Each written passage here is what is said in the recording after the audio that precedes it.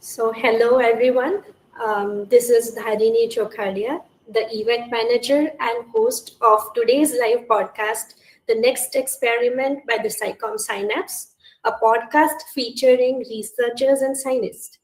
I am delighted to welcome our honorable guest and speaker. We will be in the conversation with Dr. Gautam Menon on health and disease from models to policy. But before that, I would like to introduce our SciComm Synapse team. The SciComm Synapse is a science communication enterprise, MSME, the government of India, dedicated to bring the gap between scientific research and the society. It aims to make complex scientific concepts accessible and engaging for everyone through events, workshops, and discussions. The organization fosters a collaborative STEM community where students, researchers, and enthusiasts can connect, learn, and grow together. And coming to the introduction of Dr. Gautam Menon, it's my pleasure to introduce our distinguished guest and speaker, Dr. Menon, a scientist who work beautifully bridges physics, biology, and public policy. Professor Menon currently serves at Ashoka University, where he has played key leadership roles, including Dean of Research and Director of Center for Climate Change and Sustainability. His career reflects a rare blend of rigorous science and real world impact, particularly at the intersection of epidemiology, climate change, and public health. He has contributed significantly to global national policy efforts. He is a commissioner on the forthcoming Lancet Commission report on strengthening the epidemiology modeling for pandemics and an author of the Lancet Citizens Commission on reimagining India's health system. He also serves on the World Health Organization Technical Advisory Group, focused on embedding ethics in health and climate policy. In India, he has advised major initiatives including Grand Challenges India and the Indian Council of Medical Research, particularly on climate-related health changes such as health-related illness. His insights are widely sought after, and he is frequently featured in both Indian and international media for his perspectives on science, sustainability, and public policy.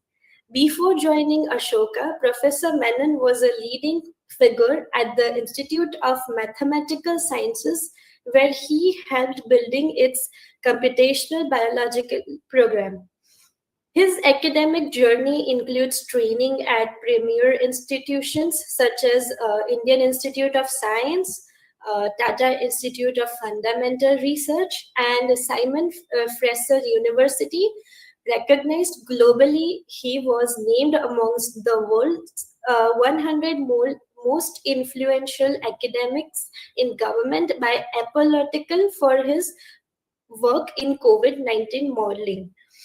Through his work, Professor Menon exemplifies how science can meaningfully inform policy and shape a more resilient and equitable future. Please join me in welcoming Professor Gautam Menon. Thank you, Professor. We will now, we will now proceed towards the question and answer section. If you are ready, sir, can we go ahead with that? Sure, let's go ahead with that. Yeah, thank you so much. So the question one is, your journey from physics to biology to policy is truly unique.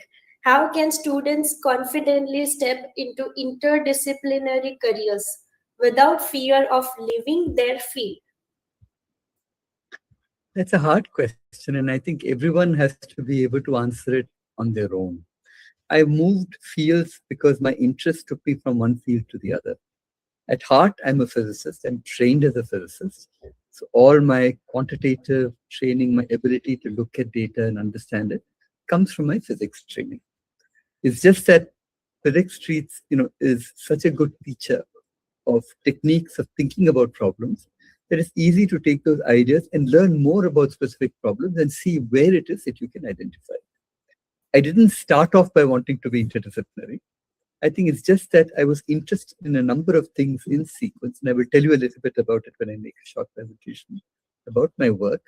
But I think that's the attitude that young students should take is they should go where their interests take them, and they will automatically, if you're interested in something deeply enough, you will be able to figure out what are the techniques and methods that you need to do to understand it better. And I think it's important that students, even if they come from the sciences, think about society and societal problems.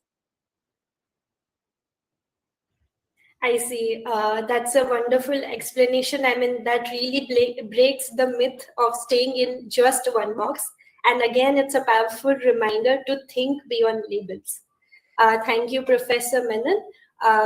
Moving to the next question, while studying at Indian Institute of Science and later work at the Institute of Mathematical Sciences, what habits or mindsets helped you grow as a scientist? I think I was very lucky that I had extraordinary teachers at the Indian Institute of Science and at the Tata Institute of Fundamental Research, where I was a postdoc. And these are people who not only were very good at what they did, at being theoretical physicists, kind of matter physicists in my case, but they were also very good people. And that combination is often hard to get.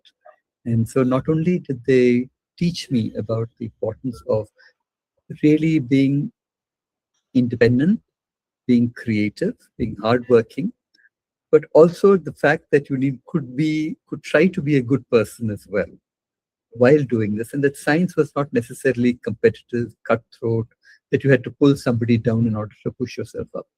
I think that's important in our age as well, to recognize that science is ultimately a collaborative enterprise where we need to work together, and the best work comes when many minds sit and think about the same problem. And we look even at the national and the global scientific enterprise as one of collaboration. It's not like this in practice in many cases, but we should do what we can to make sure that that's a philosophy that imbues us. If we are deeply committed to something, to understanding something, we should not look at other people as obstacles to that understanding, but collaborators towards that understanding. And that's just a change in mindset that we all need to try. But again, I think the importance of my training at ISC, before that IIT Kanpur, and after that at the TIFR, was that you have to build up expertise in one specific area so that people will take you seriously.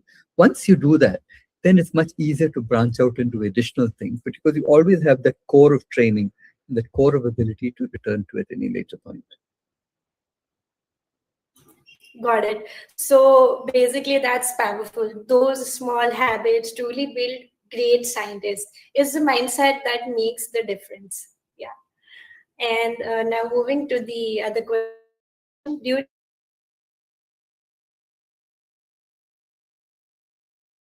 decisions, how does it feel to know your science can directly impact lives?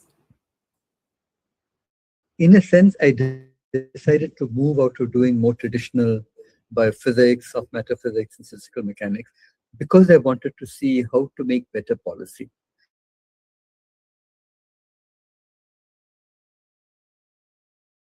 I think it's very important that anthropologists or the economists and so on their own, or people who work in public policy on their own, will see one little part of the whole picture. And if my own training as someone who thinks quantitatively provides another way of thinking about many of those same problems, my automatic instinct to think about what might be good models for how diseases are transmitted between people, how people behave, what interventions might be applicable, and how to describe these interventions, some of them together, some of them separately. That can only be done by someone who understands these things quantitatively. But they need to collaborate with people who have deep qualitative understanding of society and societal processes. So again, I began to think about disease and modeling in the role of disease because I had a feeling that this would be important for policy. Models can be somewhat agnostic in the nature of the approximations. They can look at a bunch of approximations, some which you can use, some which you may not agree with, but you can test them out and see which particular types of policy might lead to better outcomes, fewer deaths, fewer infections, etc. And to be able to evaluate that and say, this is a better thing to do than the other thing, is something that uniquely people who work in modeling are in a position to do. That sounds great, Professor. So that's incredible science shaping lives in real time. It doesn't get more meaningful than that, right? So that's a really deep and insightful learning that we are getting from the vast knowledge that you carry. Can we move to the next question, please?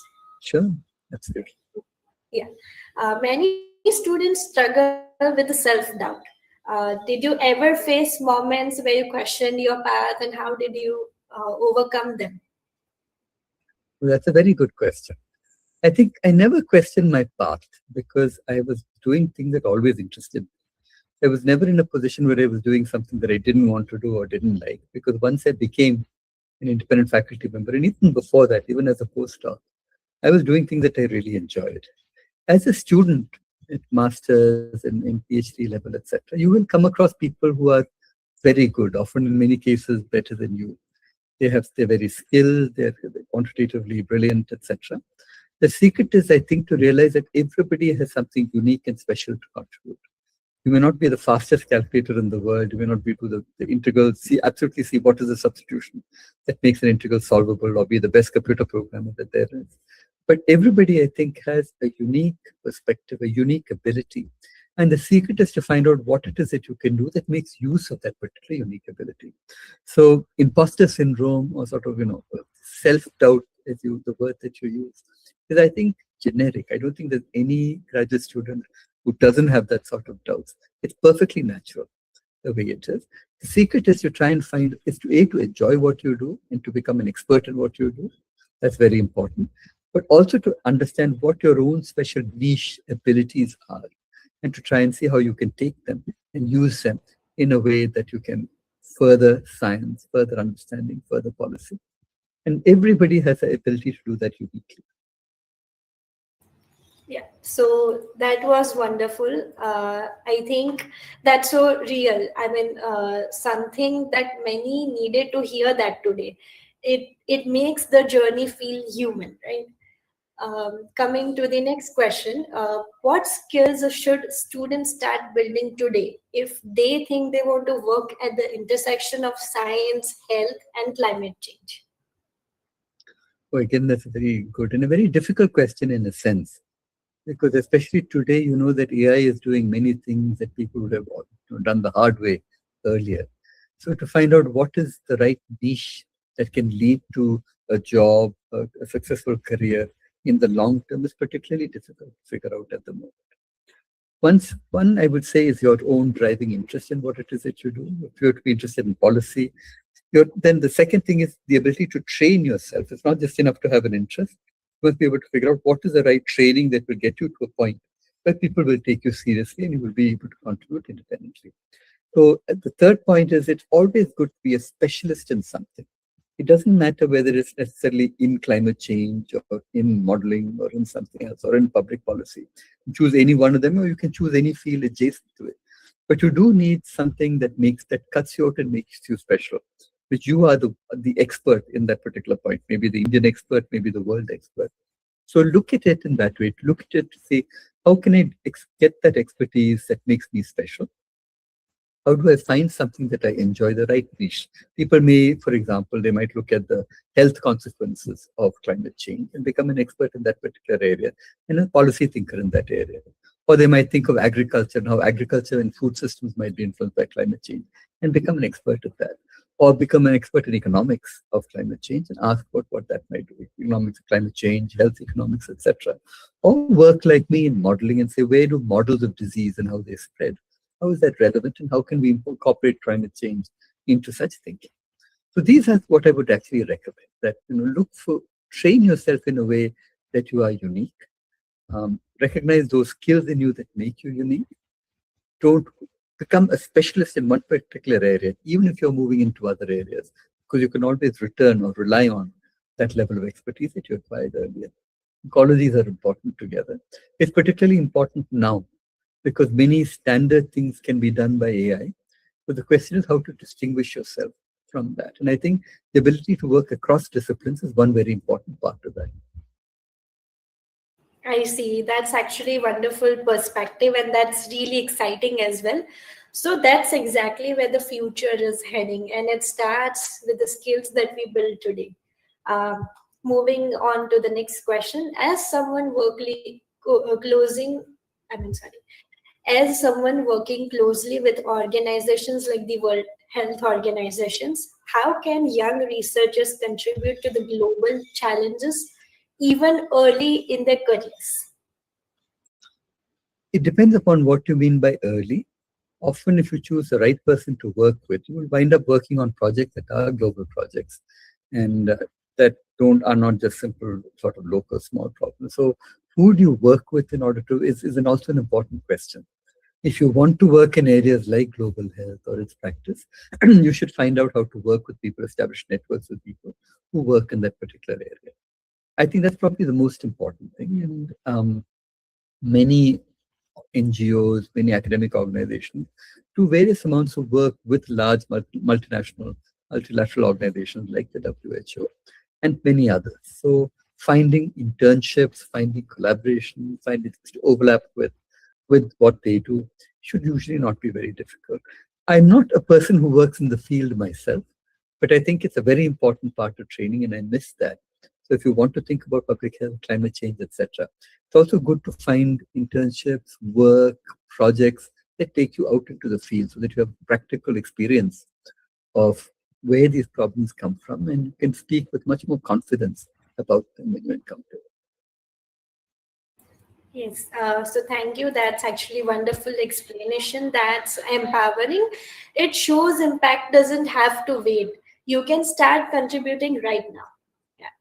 So heading to the next question, climate change can feel overwhelming. What gives you hope when working on such large and complex problems?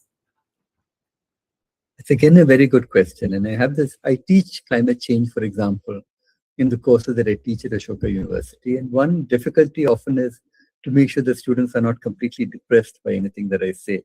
And they might go away with the impression that there is nothing that human beings can do to set this right. But I'm increasingly feeling that that is not true, that there are many things that each of us individually can do. And as we do it individually, we are also setting an example for people around us. And often these are simple daily choices. Choose to not go in a car, but to take public transport, to cycle or to walk rather than take a vehicle, to reduce, reuse, recycle, as the phrase goes, as much as possible, to ensure that you're not consuming an outsized amount of the world's resources. Eat local, eat vegetables that have come from here, not that have to be shipped from very far away. That's another thing. Travel sensibly. Don't just travel for the sake of traveling, but travel in such a way that you reduce the environmental impact of your travel. Be activist. That is to say, stand up for communities, stand up for groups, stand up for information. It's often in government's interest to hide things from you so that what is happening is not available to the public in some way. You should stand up against that and say, as a citizen, you have rights. You should be aware of those rights, conscious of those rights, and able to demand what they are. And so we should be parts of our own community and keep an eye out for our community, that is the people, our neighborhood, our locations, to people less fortunate than us. I think that's also very important. We're an unequal country. So our quest should be to make it a more equal country, whichever way that we do, in whichever minor way each of us can change lives around us. Sometimes by example, sometimes by actually doing. Okay, that's wonderful. So that's actually hopeful. Like honestly, so refreshing to hear such complex changes, and we need more of that perspective. That's wonderful. How important is communication in science today, and how can students become better at explaining that work to the public? It's a very important question. And I think the importance of science communication is greater now than it has ever been in the past. That's mainly because of this flood of misinformation made worse by AI tools that is surrounding us. And often this misinformation can even be selective reporting of information. So what is reported may be correct, but what is left out is a lot.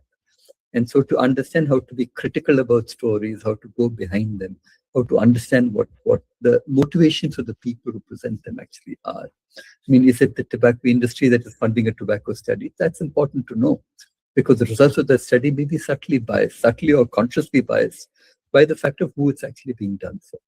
So it's important, it's very, very important to communicate, and especially now in public health. There is a large and growing anti-vaccine movement in the US and other parts of the world. This is something that can set public health back by many years, that if these trends are amplified, and already they have come into practice in the US and other places. So the importance of vaccines, the importance of drug development, the importance of being able to feed people. And there we have even into questions of, can we use genetically modified crops or not? What are the pluses? What are the minuses? How do we deal with population explosions? And the ability, the fact that we need to be able to feed people. How do we provide fresh water to our population? All of these are questions that need an independent thought, and they need people to think about it. Only when large enough numbers of people are aware of what these problems are, can they do things about it collectively. One example of collective behavior is voting. Voting in governments that are attentive to your interests and that are conscious of these questions. For example, environmental questions, or questions to do with water or electricity or power or food, etc. Individuals cannot do very much, but governments can. So if one provides information to people broadly, they're able to make better decisions. And as I said, it's very important now, more important than it's ever been in the past, in my opinion. So thank you for such a broader perspective. So that's actually important. Science only matters where it connects, and the communication is the bridge. Yeah. If a student wants to influence policy someday, what small steps can they start taking right now? I think it's good to be trained a little bit in understanding policy and how policy. There are increasing numbers of public policy courses that run short. There are short ones, there are full year ones, there are 2-year degrees that you can do. So that's not a bad idea if you're interested in policy to try and understand how people think about policy and read about policy. The second point is to be aware of implications of policy. If the government is changing a rule, what does that mean for the people? Why is it changing it? What are the advantages? What are the disadvantages? And so to be part of community movements that interpret the impact of policy, I think is important. So as I said, one should be activist. That's one part of it, is to join movements or groups of people who are aligned with your interests. For example, an environmental movement that is wants to see how do we make our cities cleaner? How do we clean up the air in Delhi, where I'm staying for the moment? How to clean up the Yamuna? What happened to all of the Namami Gange projects? Have they succeeded in making the Ganga cleaner river? Both whether north, south, east, west, our problems are all the same. They have to do largely with the environment, the availability of water, the availability of food, the provision of public health to everybody. So these are, as you said, these are long and complicated, all mixed up problems.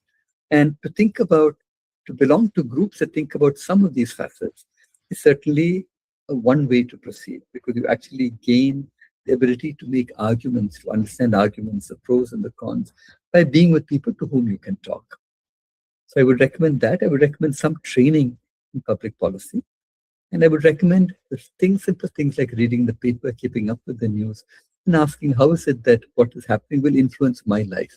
And how is it that governments can introduce policies for the betterment of the larger number? Yeah, so that's actually so wonderful perspective. That's actually inspiring. It makes policy feel possible, not distant. Small steps at one go really do matter in shaping the future. Looking back at your journey, what is that one piece of advice you would wish you had received as a student?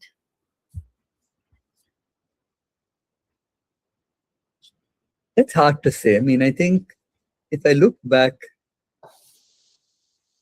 I would not have not learned anything that I learned. I mean, it took a long time coming to what I'm doing currently, mostly over the last 6 to 10 years, thinking about public health. But I learned a lot from everything that I did before that was not necessarily linked to public health at all. And what advice, maybe the advice that I might have got been to actually do something in the field. That when I talk about public health from the point of view of a modeler or one interested in policy, it would have been, I think, important for me to spend a year or two embedded with public health groups, public health NGOs, and to understand at the ground level what these issues and questions are. Normally, when people are young, you seem to think that you have to do everything in very tight sequence. You do your bachelor's, your master's, your PhD, your postdoc, etc. And you don't have any space or time in between to do anything else. I think that was true in my generation. I think this generation is a little more flexible with that. So you can take a gap year, you can take time off to combine things. And that I think is important to do when you look at it in the context of a whole life. Those sort of experiences are valuable, and people who employ you, people who look at your CV, people also see that this is an interesting person who took time off to explore, and they're more well-rounded than somebody who just took the standard academic track. That's a one piece of advice might have been to don't necessarily do everything just after everything else. Give yourself time to learn new things. Take time off, move into new areas, and see how that works out for you. So that's actually the right way of, combining your thoughts to the practical career and the experience. So I think I am really convinced with that piece of advice that you said, that nowadays, students are allowed to take some break and then do those internships or any practical projects they can work on, right? So I think that's really powerful and something every student should hold on to. Advice like this can shape a career in a really helpful lifetime. So now I would like to hand over stage to you, sir. So you will be able to give your introduction and whatever works you have done till now. So let's go ahead with that. Yeah. Okay, so let me share my screen, and I hope it works this time. Yeah. Share my entire screen. Yeah.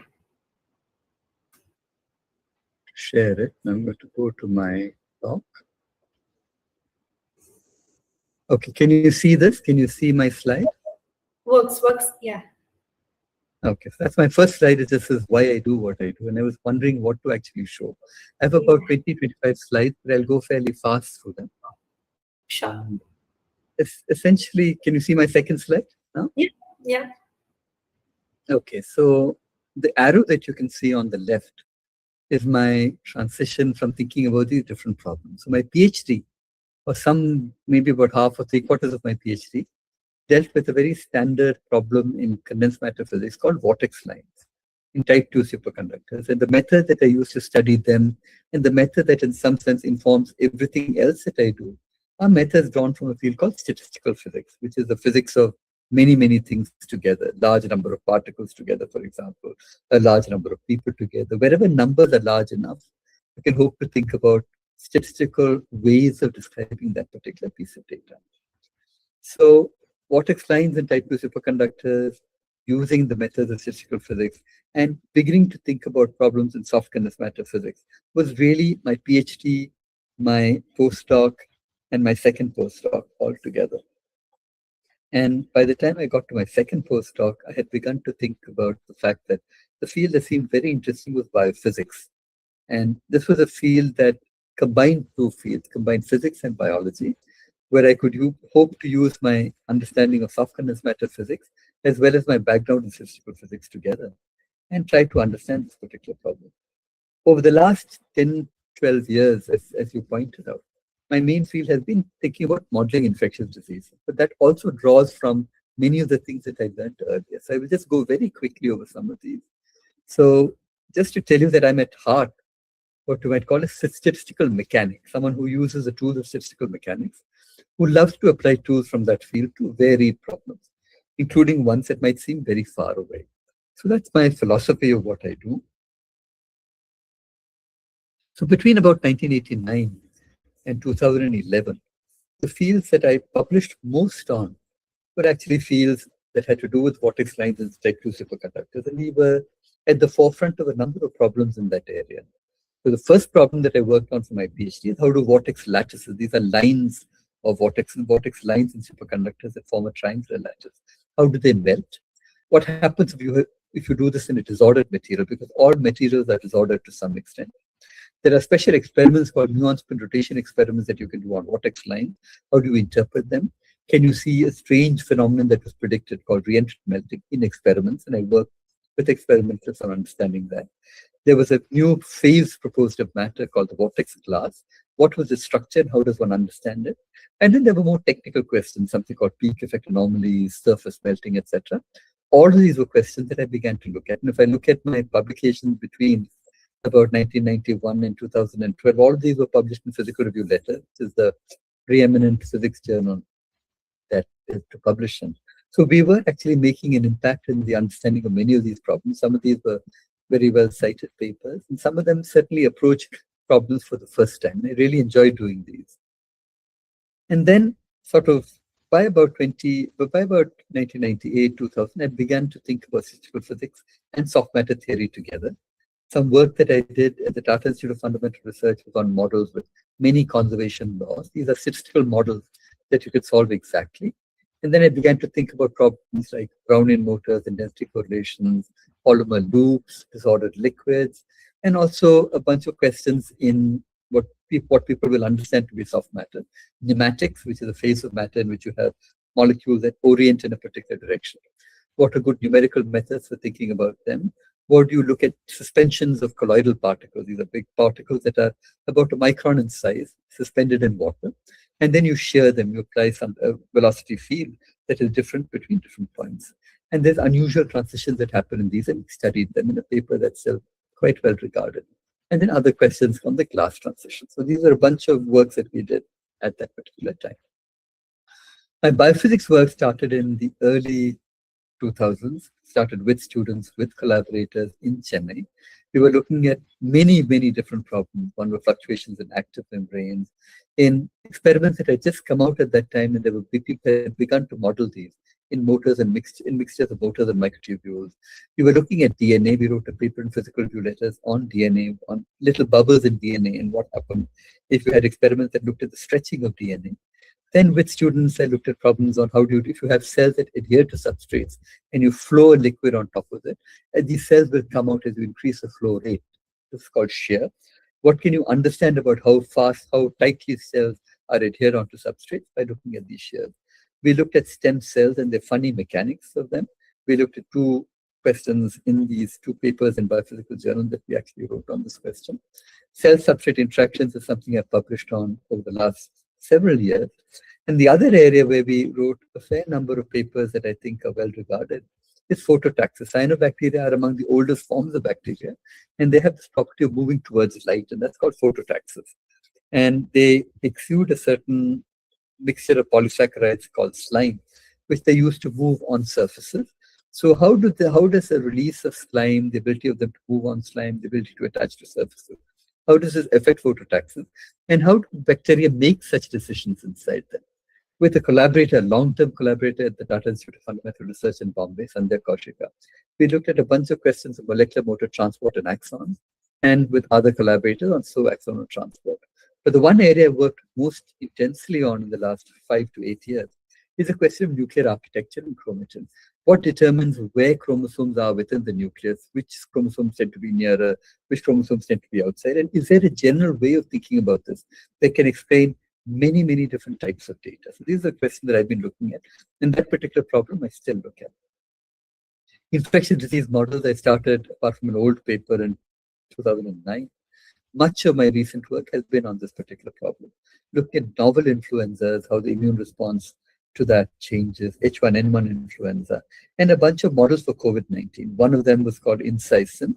One of them is called BharatSim. And I will tell you a little more about BharatSim because that overlaps policy more specifically. We looked at models for when you should reopen schools in the wake of COVID-19. What is the impact of Omicron?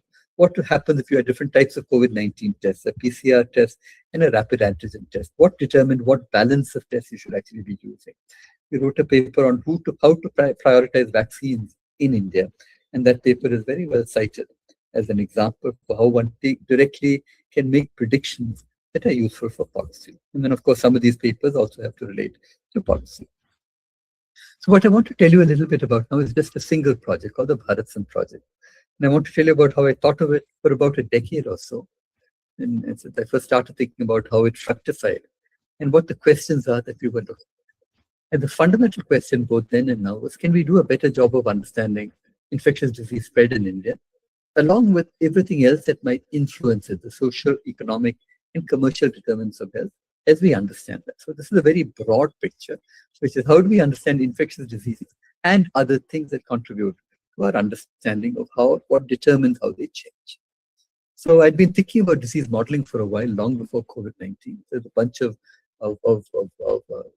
meetings that we organized on infectious diseases over here across 2006, 2011, 2015, 2015 again. But where I began was questions about what sort of modeling expertise does India need? Where are the modelers? Where is the data? To later questions, how do you build Indian modeling capacity? And how do you convince policymakers and agencies of the importance of modeling? That's roughly where I am at the moment. The models that we look at start from very simple models, the SIR model, the susceptible, infected, recovered model, where what we look at is the number of people in a susceptible compartment, infected compartment, or a recovered compartment, and how they change in time. That's the essential way of thinking of the essential philosophy of the way of thinking about models. But you can be much more granular in the way you think about it. For example, here are pictures of workplaces, schools, and homes, people moving between all of these. And each of these are different individuals. They differ by age, by pre-existing conditions, by where they work, where they stay, the sizes of their homes, their weights, their heights, their predisposition to disease, all of these. So the question is, can you come up with models that describe people at the individual granular level? These are called agent-based models or individual-based models. And can they be used to think about disease? This is an old idea, it's not new to us, but what we wanted to do was to be able to try this in the Indian context. So this seemed to me a sort of a gap that needed to be filled. I joined Ashoka University in 2019. And this date is significant because shortly after that, on the 30th of January 2020, was the first reported Indian case of COVID-19. And I was among the first people to give a talk about COVID-19, having recognized that this is going to transform what we know about public health in India and infectious disease in India. This is going to change everything. And I began talking to foundations who were interested in funding my work on agent-based model. I called it BharatSim. And the Bill and Melinda Gates Foundation discussed this with me intensively. In March was our first discussion, and very soon after that, they agreed to be able to fund the development of this model, the computation that would go into it. And they initially started it for a year, but then extended it so that as they began to realize the importance of the work that we were doing. As all of these, as I emphasized, you have to be able to collaborate with people. In this case, I needed a computer scientist who could think about how to develop an accurate population that we needed to put into these simulations. I collaborated with a company called ThoughtWorks, which specialized in writing technical software. And we decided how to divide the work between us. That Debayan would develop the static population, the ThoughtWorks would develop the basic computer code, and I would tell them about the epidemiology and the modeling ideas that would underlie this. So we wrote the code in Scala. It had a simulation part, a simulation engine, a synthetic population, and a way to visualize the data. This was designed both for use on parallel computers as well as individual computers. And it was designed so that you could simulate anything. It was designed as a framework. So not just COVID-19, any disease that you actually wanted to, you could actually put into this. So we worked very hard for about 12 to 18 months with very intense activity, meeting very regularly with the people who funded us. We had a very good relationship with them. It was a real scientific working relationship rather than just as a funding exercise. And my student, Philip Cherin, worked very tirelessly on this particular problem. Here's all the people in the company that I worked with. And because this was a pandemic time and because there were lockdowns, I actually never met any of them until many months later. In fact, we met in March 2021, almost a year after my first discussions with the Bill and Melinda Gates Foundation to fund this particular time. And by the time I met all of the people I interacted with on almost weekly basis, it still took another few more months.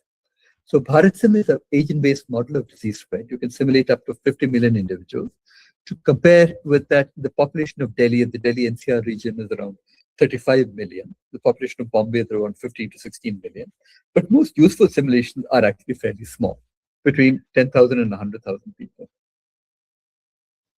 If you wanted to look at the paper, here is the paper. All of the number of authors who worked on this particular problem. There's also a website. There were many articles written about this. You can search for them on the web that describe what it is that we were trying to do, assess COVID impact, etc. And then we began to work on applications after writing that initial paper. Here's one application that caught the public eye. Here is the paper. We were looking at a type of influenza called H5N1 influenza or bird flu. This is an avian influenza that has the ability to potentially jump into human beings. And usually people who think about infectious disease and pandemics think of this as being the potential source of a new pandemic. So a Nature India article first appeared, which attracted a lot of attention. Then the BBC picked it up, and then many other outlets across the world picked this up and wrote about it. And I was very happy that they highlighted that this was Indian scientists who are actually making these predictions and doing these. So people identified India as a location, as a place where one top quality modeling work was going on questions that could become important in the future. And this recent India Spend article is a long interview that describes BharatSim, describes what our ideas were and how we put it together. What's ongoing with BharatSim? One is we're looking at what happens if there's an Mpox outbreak. This happens. So it's a question of how do sexual networks operate and how does disease transmit it within and across them. We are looking at typhoid in a model Indian city. You have to know how water flows, where sewage lines and water lines intersect with each other, the effects of seasonality, the effects of the environment, because the environment is a reservoir for typhoid. We're looking at dengue and vector-borne diseases, dengue, malaria, chikungunya, all of which have kind of similar models. And for that, you have to understand how a vector might propagate a disease between a person to a person. Very broadly, what I'm interested in is called One Health, which is how human health, animal health, and environmental health all interact together. And that's where the climate change part enters. You remember I spoke to you about the social determinants of health. This is something that's very hard to put into models. But because we can describe each individual individually on their own as an individual agent, we can put in the required complexity of how they interact with each other and what are the social networks that operate between them. Apart from this, I'm looking at other subjects, mitochondrial networks. I'm looking at axonal transport, the old problem I told you about, as well as my long-standing interest in chromatin and nuclear architecture. So right now, my work and the work of my students, I have 3 students who work with me currently, number of students. It's often just 1, at the most 2 at the same time who work with me. Each of them has an individual and separate problem that they work on. And I expect a lot of independence from them. I expect them to work on their own, to come to me when they have defined a problem of their own. And then I can help them figure out the consequences of these. So work on biophysics, work on diseases, with the infectious disease work taking on a little more about an idea about how can one make better policy using models. And how can one use agent-based models like BharatSim, which is really designed for India, designed for the Indian population? How does one make that work more efficiently and effectively? So let me stop sharing at this point, and I will go back and look at you now. Yes. Hopefully, I hope that's been useful. Perfect. That was truly enlightening, Dr. Gautam. Now we would like to hear some questions from audience. So audience, that's your time. Please go ahead and share your questions.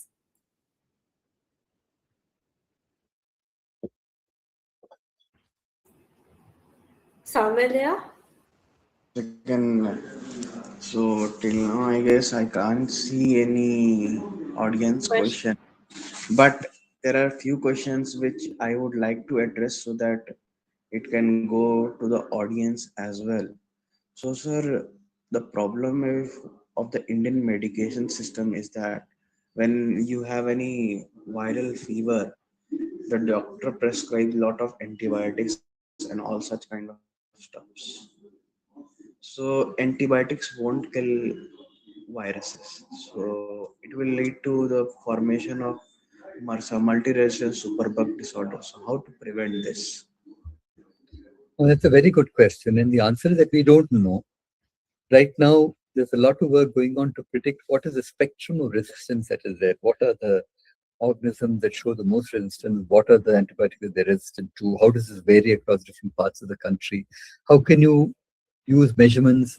I mean, one way is to take patient samples, isolate the bacteria, grow them, and then ask what are they resistant to.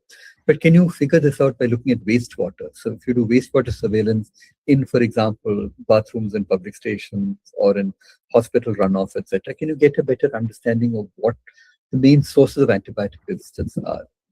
And I think that's one step. The second step, of course, is just to have a better public health a prescription system by which you're not sold over-the-counter antibiotics just for in general use. It has to be prescribed by a doctor.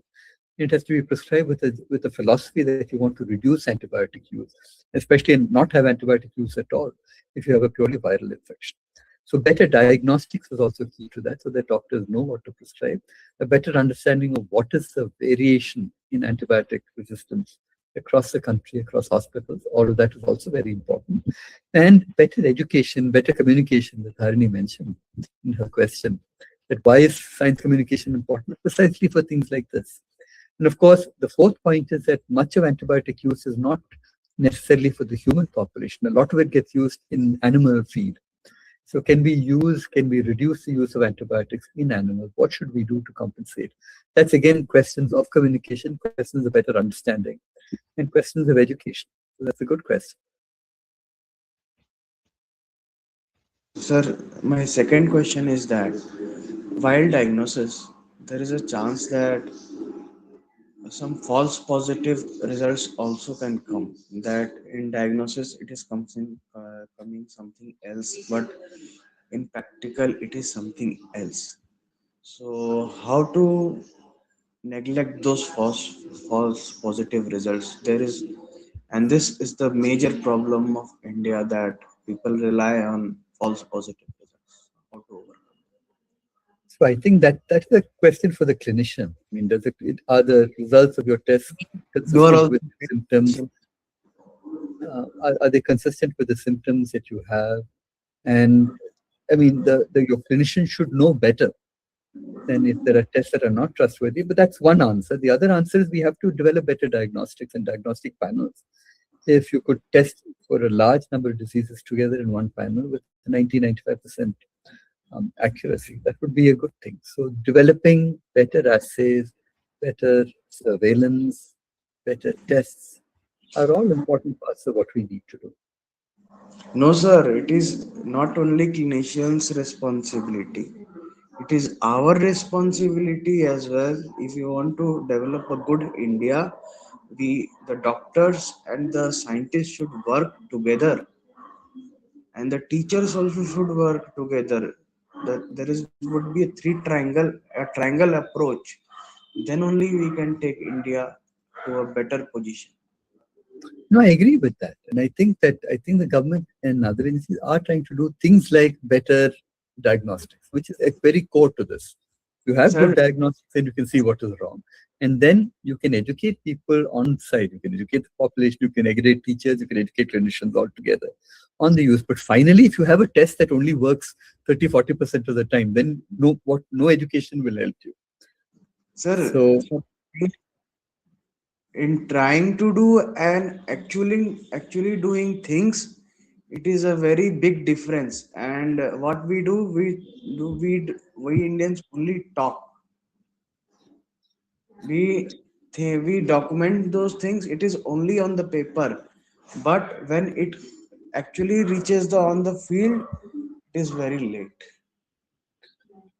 I'm not that negative about it because I do see a lot of work that is actually happening on developing better diagnostic, better point of care.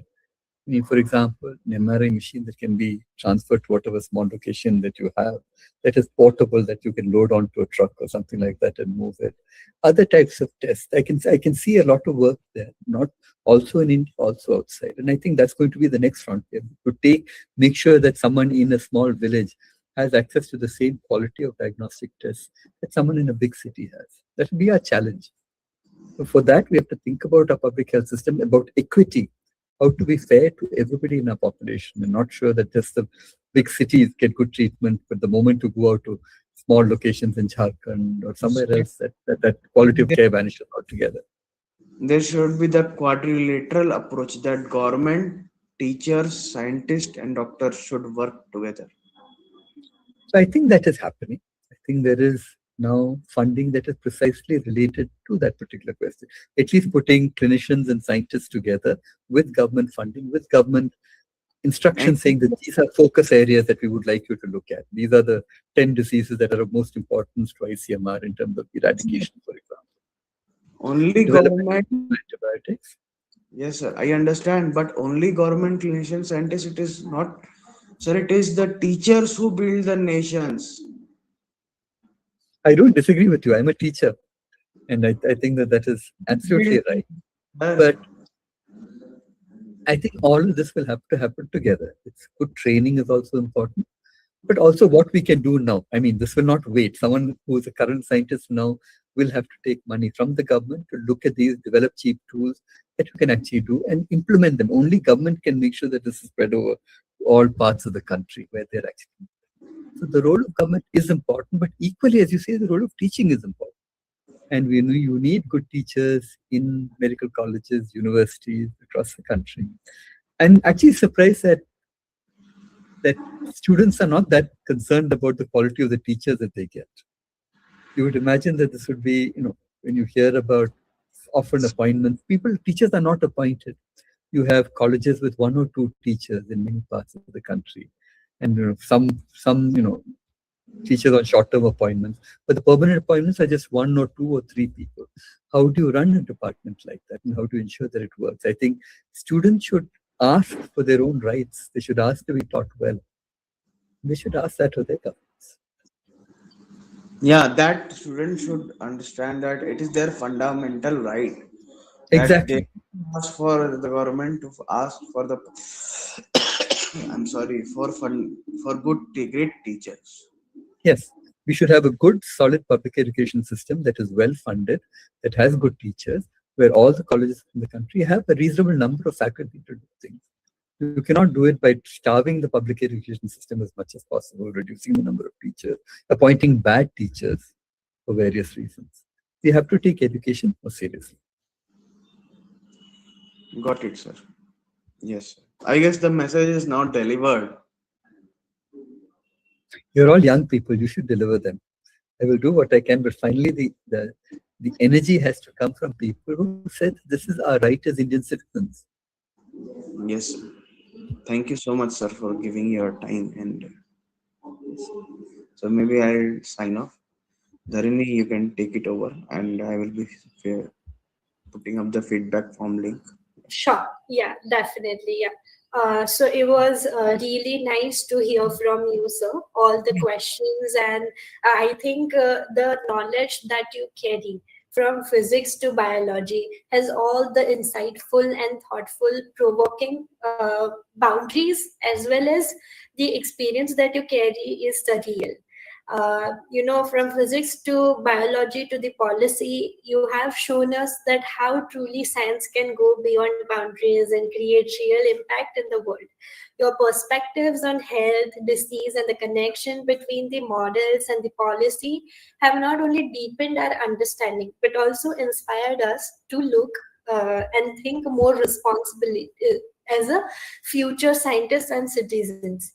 And on the behalf of SciComm Synapse, I sincerely thank you for sharing all your time, wisdom, and experience with us today.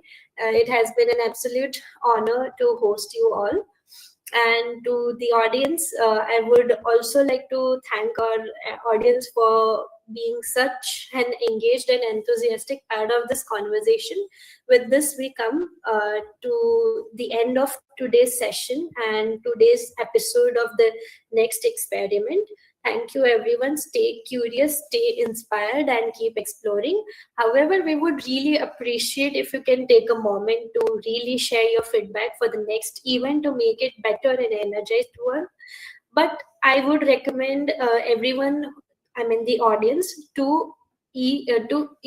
if you will fill out the feedback form, then only you will be able to get the certificate. So there will be the link that will be mentioned in the chat box.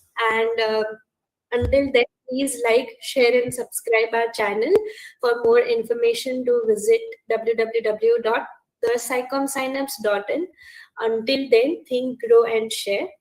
And with this, we come to the end of today's Thank you, session. Dharini. And thank you Yeah. to the SciComm Synapse. To announce. Thank you. Thank you. It Just was. Just Yeah, go ahead. Go ahead.